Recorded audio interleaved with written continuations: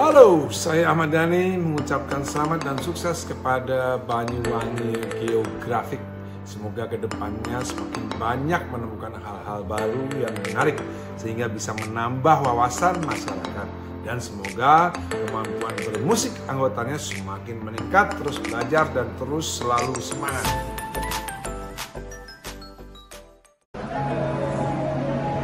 Assalamualaikum warahmatullahi wabarakatuh. Saya Ibu Kristi Andani Azwaranas mengucapkan selamat ulang tahun yang kedua untuk Banyuwangi Geographic Channel. Semoga semakin memberi manfaat bagi banyak orang dan semakin semangat dalam mengungkap sejarah Banyuwangi secara empiris. Selamat, terima kasih. Assalamualaikum warahmatullahi wabarakatuh.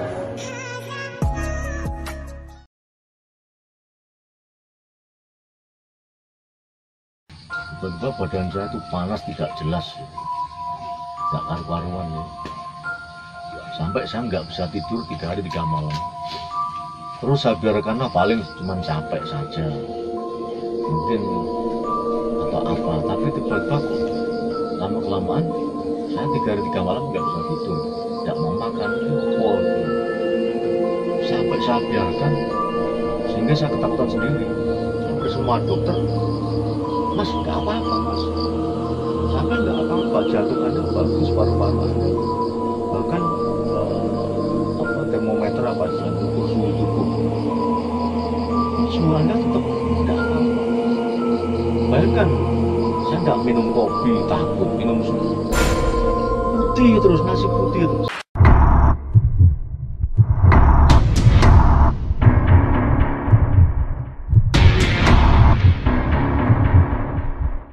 Assalamualaikum warahmatullahi wabarakatuh, Sobat Viewer. Berjumpa lagi dengan saya di Banyuwangi Geographic Channel. Nah, pada kesempatan kali ini saya ingin mengajak Sobat Viewer semua membahas atau mereview sebuah pusaka keramat lah ya, memiliki energi yang cukup tinggi gitu.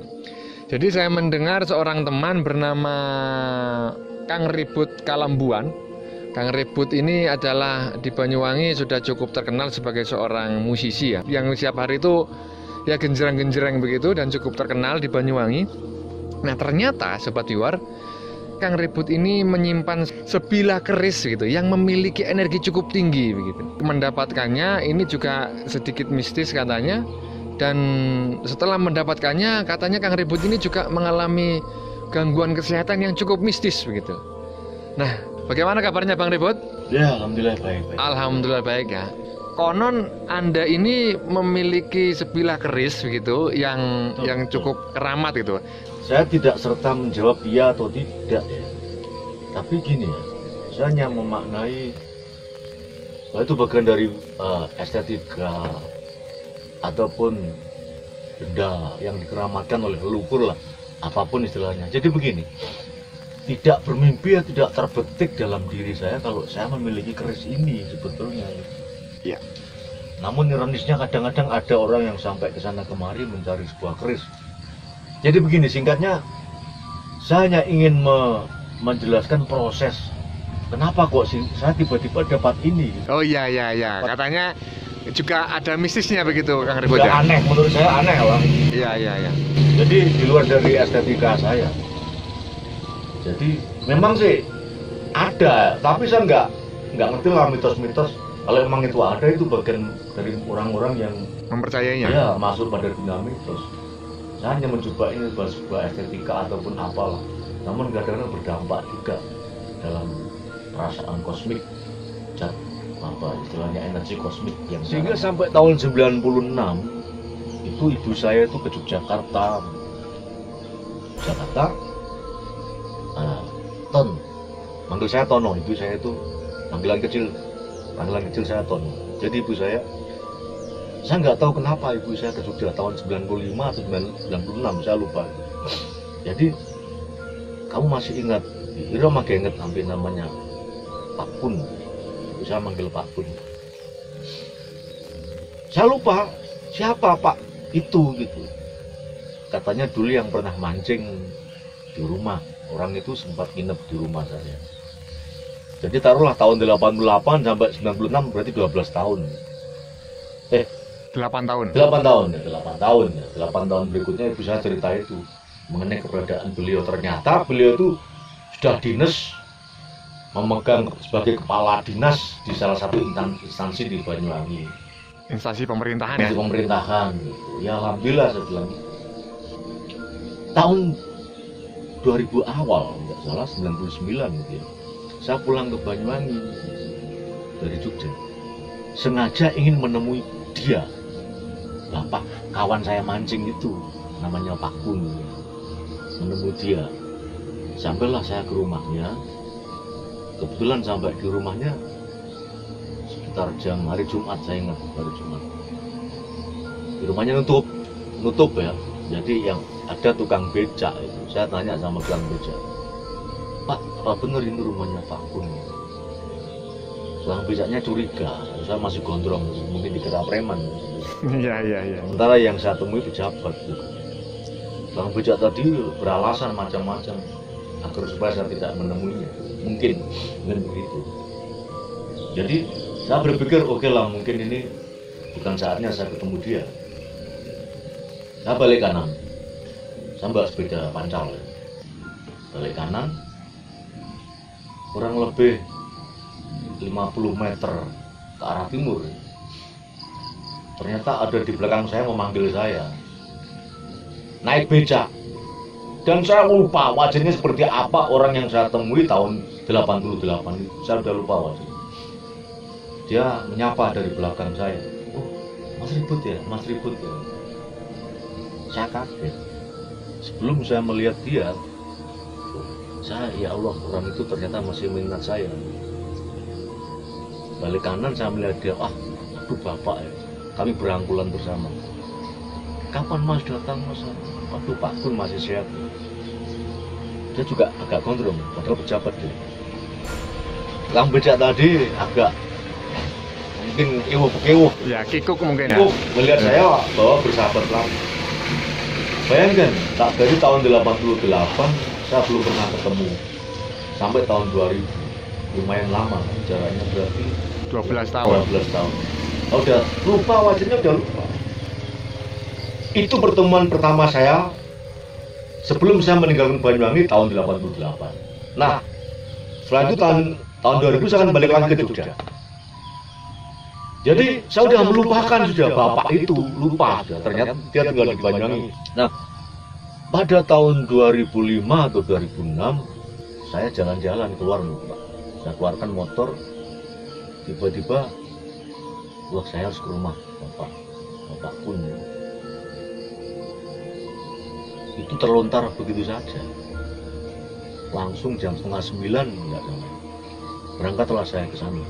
Hanya ingin menemui dia, ingin ngobrol-ngobrol saja, menanyakan apakah sehat Pak, apa kabar, hanya itu aja. Kebetulan saya udah pulang Banyuwangi, ibaratkan udah nol lagi, ingin 1, 2, 3, ingin lebih fresh. Nah, ada masalah lagi ketika saya dodok rumahnya malam hari itu, yang membuka anaknya, yang saya ketahui ternyata dia anaknya. Ada Pak Kun. Anak itu menjawab curiga. Sampai siapa? Saya kawannya Pak Kun, kawan mancing. Namanya siapa? Dia agak curiga mungkin. Nama saya Ribut. Oh bentar saya panggilkan bapak. Panggil bapaknya, mungkin masih tidur itu. Atau lele ya, saya tahu dia sarungan ketika menemui saya. Nah, ketika dia keluar menemui saya, waduh Mas Ribut ya, Mas Ribut ya. Mas cepat duduk sini. Saya nggak tahu. Sembari dia berucap itu, udah Mas, saya emang menunggu Anda, menunggu sampean lama ini. Kebetulan pas ini gitu. Udah amat kok begini, mungkin tiba-tiba saya suntuk itu mungkin faktornya, atau nggak tahu lah, atau faktor apa yang terjadi. Belum saya duduk 2 menit ya, pada anaknya, har cukup itu, tangguh Mas Ribut, wes saatnya. Saya kaget, apa ternyata ini gitu. Sebilah keris ini diberikan oleh teman Anda yang berinisial Pak Kun tadi ya? Tadi itu, ini saya kaget kan. Pak, saya nggak ngerti masalah ini. Wes simpen wae, saya bilang gitu. Oh, dia menggunakan bahasa Jawa, simpanan wae, simpan saja begitu ya? Namun yang saya herankan gini, ketika saya lihat ini ada gambar, Ya, bisa ditunjukkan ke kamera, ada ornamen Kang Ribut ya. orang harimau. Harimau apa serigala saya nggak Sangat tahu. luar biasa Sobat Viewer ya, kerisnya ya. Ini. Bisa Anda lihat sendiri, ini merupakan keris Saya melihat Yang- sebuah pertemuan yang langka bagi saya. yang itu. cukup sepuh ya. Ya, ya. Saya tidak ini bukan dunia saya sebenarnya. Iya, Ya, iya. dunia rasional, tapi oke lah, ini sebuah souvenir atau penghargaan bagi saya, tetap selalu saya simpan. Yang mengherankan saya, ini kan ada gambar harimau. Iya, iya. Pas kebetulan saat itu siu saya siu macan begitu. Oh, Kang Ribut ini sio macan ya? Siu saya siu macan. Dan diberi keris oleh Keris. Pak Kun itu Ya. secara tidak sengaja, Sengaja. yang katanya memang ini menunggu Anda sejak dulu, ya Ya. kerisnya Ya. ada ornamen macannya di bagian bawah ya. Jadi dia mungkin bertahun-tahun menunggu saya, mungkin begitu ya. Iya, bertahun-tahun menunggu. Ya, saya nggak tahu, di luar perkiraan saya kan. Iya, iya, iya, iya. Yang saya herankan keris ini, yaitu kok ada gambar macan. Iya. Ukiran macannya. Mungkin bisa dihadapkan ke kamera dulu, Bung Ribut ya. Ya Sobat Viewer, ini biar kameranya saja yang bergerak, Bung Ribut. Ya, ini sebentar saya hitung ya looknya ya. Iya, 7, 8, 9, 13 Sobat Viewer ya. Jadi keris yang dipegang oleh Bung Ribut ini, yang cara mendapatkannya ini diberi, tapi diberinya ini cukup unik ya, yang sudah dijelaskan oleh Bung Ribut tadi. Ini berlook 13, look 13, dan bagian bawah ini ada ornamen. Ini kalau teman-teman perkerisan menyebutnya ini keris singo barong ini, Bung Ribut. Oh, singo barong ya? Ya, tapi ya Sobat Viewer, kami mohon maaf kalau dugaan ini salah, karena nama pendapuran keris ini di Indonesia berbeda-beda ya. Mungkin Sobat Viewer memiliki pendapat lain, ini namanya keris apa, ya terserah lah. Tapi ini beberapa orang ada yang mengatakan ini adalah singo barong. Look 13 ini memang banyak yang mencari, karena look 13 ini adalah kerisnya orang-orang yang sudah secara batin itu sudah mantap ya. Mungkin Brahmana, Resi, atau para raja yang sudah pensiun itu. Karena pada masa lalu raja itu ketika pensiun, konon kerisnya berganti look 13, Bung Ribut. Oh, begitu ya? Iya, iya. Mungkin itu maksudnya ya. Ketika Ya. saya pulang kampung, mungkin saya sudah beristirahat menjadi musisi yang berprofesi. Ya, musisi Resi ya, Resinya musisi. Ya, ya. Pastinya musisi. Kebetulan saya di sini juga sedang mengajar, memberi di belakang layar lah untuk adik-adik kita yang belajar Musik ya. tradisional. Iya, Lalare Orkestra ya. Ada Iya. orkestra, mungkin itu maksudnya. Iya. Ya Sobat Viewer, ini memang kelihatannya mungkin dari kamera kelihatan agak apa namanya ini ya, keris kemerdekaan mungkin itu. Tapi sebetulnya ini adalah keris sepuh.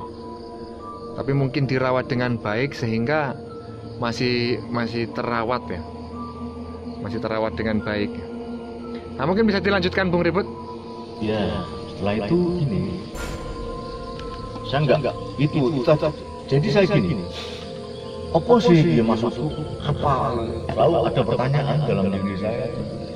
Apa? Dan saya simpan, saya gantung dekat lemari saya. Dekat saya tidur. Namun ada kejadian yang di luar dugaan saya saya tidak mengatakan dampak dari keris ini atau apa, saya nggak tahu ya. Oh ya, Bung Ribut ini mau menceritakan tentang apa kejadian-kejadian yang mungkin menurut Kang Ribut atau Bung Ribut ini berhubungan dengan keris ini setelah memiliki keris, setelah diberi begitu. Iya. Iya. Jadi gini, saya sebagai seorang yang murni rasional, kadang Ya karena musik itu rasional, Bung Ribut ya. saya talar. Namun saya tetap menghargai sesuatu yang tidak kelihatan, ataupun tenaga, ataupun daya yang mistis lah, daya yang kosmik ya istilahnya itu, daya yang metafisis ataupun apa istilahnya. Saya juga menghargai akan hal itu. Tapi ini kan di luar ranah saya. Namun itu tetap saya biarkan. Coba apa sih yang terjadi pada diri saya, hanya itu aja. Ini mungkin kita fokuskan pada kejadian Bung Ribut, karena saya dengar Bung Ribut ini setelah memiliki keris ini mengalami gangguan kesehatan selama sedikitnya 2 tahun. Hampir 2 tahun ya. Nah, mungkin bisa diceritakan Bung Ribut. Saya nggak tahu apa saya lelah capek berpikir dari sekian banyak aktivitas saya, macam-macam lah perkiraan. Tapi kadang-kadang saya juga namanya keyakinan ataupun emosi tidak bisa dibantah. Mungkin sebab akibat karena mungkin keris ini, atau mungkin terlalu banyak energi yang masuk ke dalam tubuh saya seperti apa. Ya alhamdulillah saya sekarang udah bisa menyerap dan membagi ataupun menolak atau membiarkan energi yang ada di sini. Mungkin itu sudah mulai terbiasa Bung Ribut. Terbiasa ya. Jadi dan tidak terjadi apa-apa dalam diri saya. Saat ini nggak biasa. Tapi ketika dulu ya, bagaimana? Mungkin diceritakan Bung Ribut. Lagi penyesuaian mungkin dalam tubuh saya ya. Penyesuaian ketika saya mendapatkan nutrisi dari makan atau apa, tapi ini mungkin saya dapat nutrisi dari faktor X, saya nggak tahu. Tapi kan kita harus mencoba cerdas dan rasional menafsirkan energi-energi yang kita dapat. Jadi begini, tahun 2016 atau 15 lah, tiba-tiba badan saya itu panas tidak jelas, nggak karu-karuan ya. Sampai saya nggak bisa tidur 3 hari 3 malam. Terus saya biarkan paling cuma capek saja, mungkin atau apa. Tapi tiba-tiba kok lama kelamaan saya 3 hari 3 malam nggak bisa tidur, nggak mau makan, itu apa gitu. Sampai saya biarkan sehingga saya ketakutan sendiri. Takut dalam artian tetap dalam ranah sadar saya, sebetulnya itu. Sehingga ada beberapa kawan yang mengatakan saya mungkin kecewa dengan yang lainnya atau apa. Tapi hati kecil saya mungkin mengatakan benda ini. Bayangkan hampir 2 tahun ya. Jadi saya mengalami ketakutan yang tidak jelas. Takut tidak takut. Apa? Sesuatu yang saya cintai. Saya enggankan begitu saja. Lawang saya itu musisi ya. Ketika saya pegang gitar, tiba-tiba saya bosan. Ketika dunia laut, dunia yang saya cintai itu, tiba-tiba saya mengalami ketakutan dengan sendirinya. Ya Tuhan, ya Allah, ini apa? Kenapa saya begitu ya? Kemudian di tempat-tempat indah seperti ini ya, di alam, di gunung, itu pun bagian dari hobi saya sebetulnya, menjelajah desa-desa. Itu pun tidak luput dari ketakutan saya. Kenapa? Sehingga ya apa ya, saya mencoba mencari sendiri. Bahkan semua buku-buku saya, syair-syair saya buang semua. Sampai semua baju-baju saya buang semua. Wah ini nggak benar, saya pikir ini nggak benar ini, saya pikir ini. Mungkin dampak dari ini. Energi ini. Gitu. Terus sehingga saya punya pikiran begini. Keris ini kemudian saya berikan kepada adik saya. Ini pun saat ini sekarang ada di adik saya. Namun saya sekarang nggak takut, tapi tetap saya bisa memilah-milah, dan bisa saya biaskan energi yang ada di sini. Nah, saat itu saya benar-benar mengalami apa ya? Saya depresi tidak, saya sadar kok.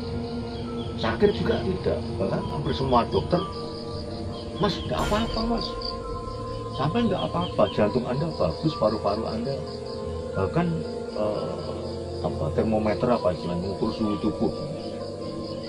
Ini suhu Anda tetap tidak apa-apa. Bayangkan, saya tidak minum kopi, takut minum susu putih terus, nasi putih terus. Jadi gini, saya mencoba menyimpulkan begini, bahwa manakala kita mendapatkan energi yang bagus, kita harus punya keseimbangan hidup. Kadang-kadang manusia itu harus jadi hewan ya, makan daging, itu pasti.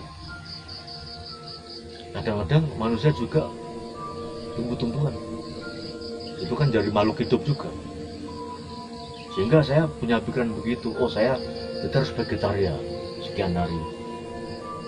Terus setelah itu saya harus makan biasa. Setelah itu saya harus mudik mungkin. Ini hanya saya dapat begitu saja sebetulnya. mencoba saya melawan sesuatu yang tidak, energi yang tidak. Ini sekarang ada lumayan, ada hawa dingin ini. Sejak memegang keris ini sudah ada resonansinya lagi, Bung Ribut. Ya, ini mungkin sudah menyesuaikan ini. Iya. Kalau kemarin saya kadang mungkin masih emosional ya, menolak saya serap. Sekarang mungkin saya ini mungkin istilahnya saya menyatu atau menaklukkan, saya nggak tahu. Oh iya. Itu, ya. Bisa jadi energi Ya. kerisnya sudah menyatu dengan badan Anda, Ya. atau mungkin saat ini Sudah Anda akrab lah mungkin. ya sudah bisa mengalahkan energi kerisnya gitu. Jadi benar, ini ada energi yang lumayan menurut saya. Jadi apapun yang kita dapatkan, tak energi itu nutrisi dari alam atau dari tenaga dalam ataupun faktor X ya, yang faktor X. Kita mencoba rasional aja, membiasakan dengan tubuh. Manusia juga memakan daging, seperti juga hewan. Ada kalanya manusia juga tumbuh-tumbuhan, kita juga perlu makan daging. Ada kalanya kita juga perlu tidak dua-duanya. Ya, bening tenang, menyadari akan diri, mungkin itu. Atau mungkin para ahli bisa menafsirkan lebih jelas lagi. Jadi begini kawan, saya sempat mengalami sesuatu yang tidak biasa dari hidup saya ketika saya punya ini. Itu terjadi pada tahun 2016, 15, 16, 17. Tidak seperti biasanya. Jadi saya seperti terjebak pada sebuah lendir, terjebak pada sebuah gumpalan. Bayangkan kita melangkah dalam jalan hidup, tiba-tiba terjebak pada dimensi X itu. Saya merasakan itu. Jadi alhamdulillah saya sudah bisa membiasakan dengan nalar saya. Manusia juga bagian dari besi, dan konon unsur kita kan itu air, api, angin, tanah. iya. Darah kita kan juga zat besi ya. Jadi saya katakan, saya dapat ini juga bagian dari air. Kenapa saya dapat ini? Mungkin juga bagian dari air, ilmu pengetahuan menurut saya. Juga tanah ada unsur besinya. Dalam tubuh saya juga ada tanah, ada besinya. Juga saya mungkin dapat angin, dapat informasi. Artinya dapat ilmu pengetahuan. Iya. Ilmu pengetahuan untuk membiasakan. Kemudian saya juga api. Api itu kan emosi katanya. Tapi saya tangkap api untuk pengertian saya yang seniman ini. Api itu sebuah kultur menurut saya. Sebuah kultur, suatu estetika yang membawa lompatan-lompatan dalam tubuh. Kan begitu. Iya. Sementara munculnya nafsu kan dari lompatan tubuh, dari gejolak diri kan, api itu. Karena ada objek. Saya melihat begitu. Jadi kesimpulan saya jelas, air, api, angin, tanah pada diri manusia, manakala kita dapat apapun, coba dong kita mencoba menerjemahkan itu. Saya gini saya dapat angin juga untuk dimengerti. Ada saya dimengertikan makna unsur air, api, angin, tanah itu. Mungkin insya Allah mungkin. Kenapa saya bicara angin? Informasi. Saya mendapatkan suatu informasi, berita tentang peninggalan sebuah zaman. Berita peninggalan tentang sebuah peradaban Jawa yang dahsyat itu. Kemudian saya juga dapat air. Artinya air dalam tubuh saya dimengertikan oleh benda ini dari akal saya. Apa itu air? Menurut saya ilmu pengetahuan. Pak Tani juga perlu air. Dia dapat kemampuan pengetahuan bagaimana menanam dengan baik. Begitu. Iya. Intinya Bung Ribut setelah mencoba memahami itu tadi ya, unsur-unsur pembentuk tubuh manusia, akhirnya bisa menyelaraskan dengan energi keris ini yang sebelumnya sudah membuat Bung Ribut itu mengalami gangguan kesehatan begitu ya. Betul. Ya, Jadi lanjutkan Bung Ribut. Untuk sahabat-sahabat atau bapak-bapak memang atau senior-senior udah pengalaman memaknai itu. Saya sih suka juga mitos, tapi kan saya tidak di ranah itu.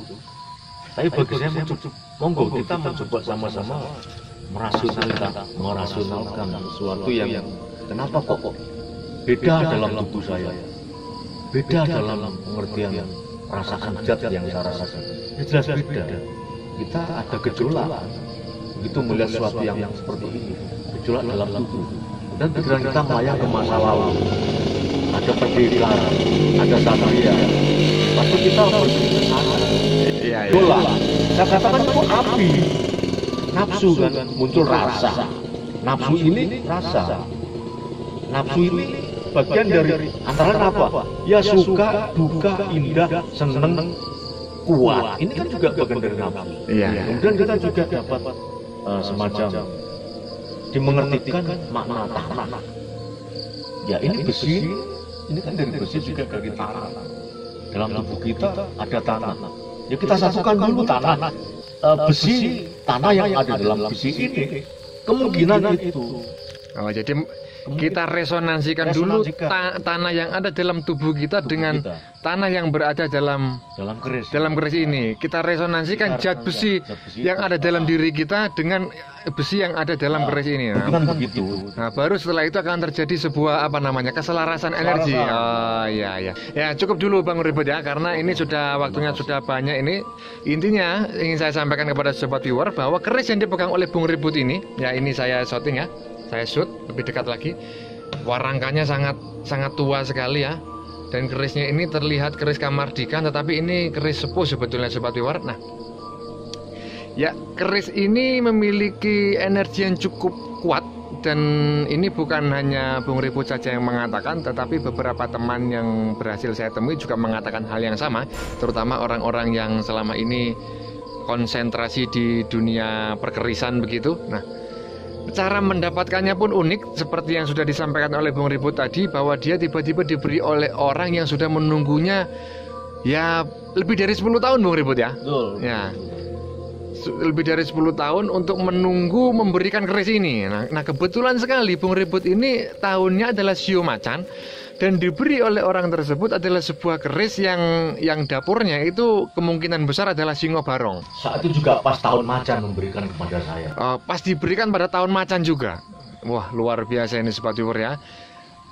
Singo Barong look 13, ini look yang banyak dicari oleh orang ya. Katanya ini bisa membawa penjiwaan orang itu menjadi sangat dewasa, karena keris eluk 13 ini dipercaya pada masa lalu dimiliki oleh orang-orang yang sudah mengalami purna tugas atau brahmana gitu. Seorang resi mungkin begitu. Nah, setelah mendapatkan keris ini, Bung Ribut juga mengalami gangguan kesehatan, dan saya saksinya sendiri sobat viewer ya. Bung Ribut ketika itu mengalami gangguan kesehatan yang tidak lumrah begitu. Bahkan teman-teman itu banyak yang bingung, kira-kira Bung Ribut ini mengalami gangguan kesehatan apa begitu. Itu selama hampir 2 tahun. Dan Bung Ribut mengaku gangguan kesehatan tersebut besar kemungkinan disebabkan oleh sebuah energi yang dipancarkan oleh benda sebilah keris yang sedang dipegang ini. Ya demikian dulu sobat viewer ya. Bung Ribut terima kasih atas kesempatannya telah memberikan banyak informasi kepada kami dan juga kepada sobat viewer terkait keris yang sudah cukup terkenal di Banyuwangi ini, maksudnya terkenal di beberapa kalangan teman yang katanya memiliki memiliki energi cukup tinggi. Ya sekali lagi saya ucapkan terima kasih Bung Ribut atas waktu yang diberikannya. Dan terima kasih juga kepada sobat viewer yang telah menyaksikan video ini. Mohon maaf atas segala kekurangan penyajian video ini. Terus ikuti kami. Terima kasih dan salam Belambangan.